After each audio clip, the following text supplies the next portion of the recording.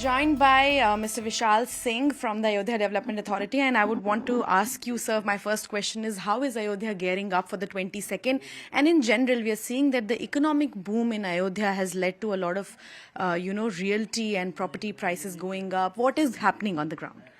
Well, we have been trying to match up the expectation of global people, and we are expecting a huge crowd coming from all across the world.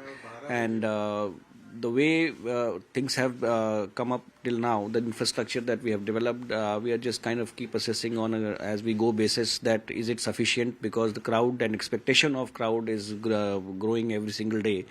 But we are preparing plans so that we can take care of any contingency that might come across. And beautification of the city and giving a finishing touch to the infrastructure projects that we have developed and inaugurated recently is what we are busy with right now, and providing public amenities to people who will be coming here in times to come. That is also our focus, and most of the things are in place, and very soon we will be able to kind of say that we are ready completely. Sir, my next question to you is, you spoke about beautification, and we did see on the way there are paintings of Ramayan characters happening on the walls. The shops have been beautified and streamlined in one color. Tell us more about that, because yesterday we were speaking to shopkeepers and they were speaking, some people were not very happy with the compensation that they got. Tell us about how the authority is going about this painting drive and the compensation. Well, compensation is something which has been paid to people according to the existing rule of law, and there is no kind of one cannot really be satisfied. That's the personal view. But then we have tried to match up expectations of people while we are paying them. We have tried to be liberal wherever we can as per the rules.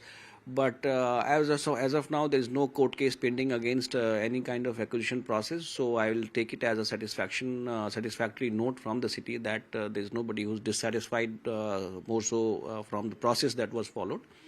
Beautification is part of authority's mandate, because as per the Act, authority is mandated for facade control, and we are doing it because we want to give a character to the city.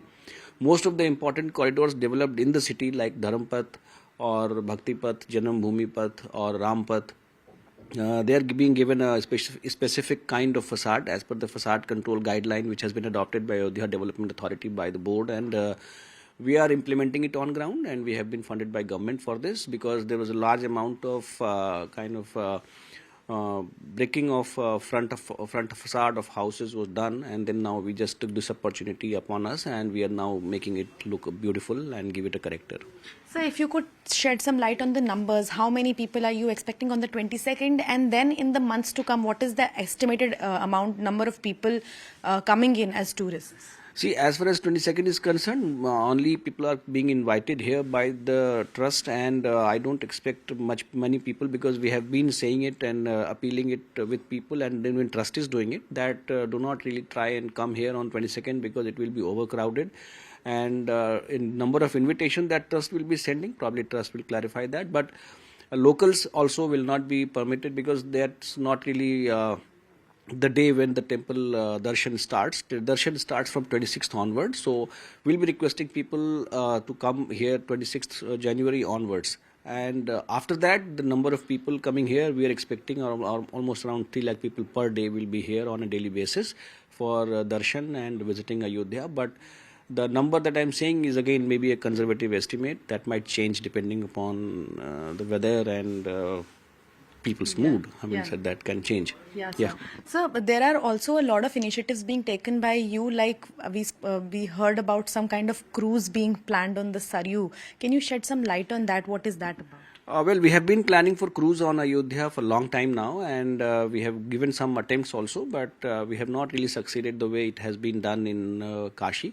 But the same organization which has been operating cruise for last 2-3 years in Varanasi is also preparing a cruise liner here, and it's going to be a completely solar boat. So very soon that also should be operational. And in addition to that, we have also got from Waterways Authority 2 catamarans which are being installed, and charging stations are being installed. There will be e-boats, and they'll be also operating here for ferrying people. And in addition to that, many private entrepreneurs also have applied for operating boats, and Department of Tourism is also kind of floating very soon a solar boat here. So yes, we are trying to create more interest amongst people and provide the opportunity for them to cruise across the Saryu River while they are visiting Ayodhya.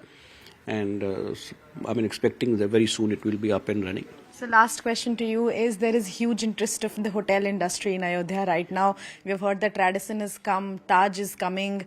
What are the other? There are also news about Oberoi Group assessing some land. Can you tell us more about which groups are interested? You see, as of now, almost all major hotel industry partners or players have approached us, and they are trying to buy land or get into kind of a collaboration with people who have properties here. And so as Oberoi and Taj and Hyatt and Orchid and Daffodils and Radisson, to name few.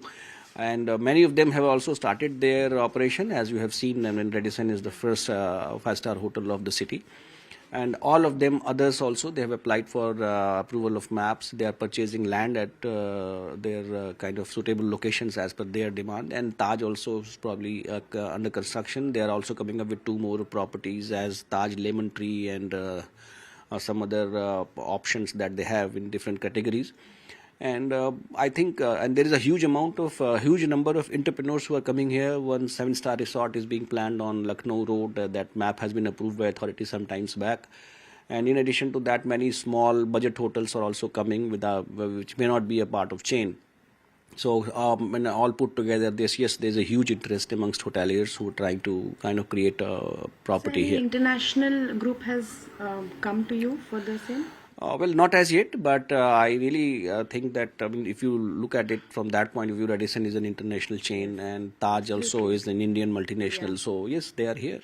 Okay. So how about homestays? Do you think that will give people a way to, come into the economic fold and get benefits out of the tourism boost that Ayodhya is going to see? Well, I will say that it is a very well thought out idea that came across, and we thought of, but because we cannot really create so many rooms and create so many accommodations in such a short time. Hotels have a gestation period. So we tried and adopted multi-pronged approach. We are also creating tent cities. Many private entrepreneurs are creating tent cities. And in addition to that, we thought of tapping the many properties which are lying vacant here and big properties. So we started this homestay yojana, and it has been very, very successful. We have more than 600 plus homestays enlisted with us now, and that creates a capacity of, on an average, 2,500 rooms. So that's a big capacity, and people are feeling very excited about it. They feel that they are part of the whole Ayodhya development story, and it's an inclusive development.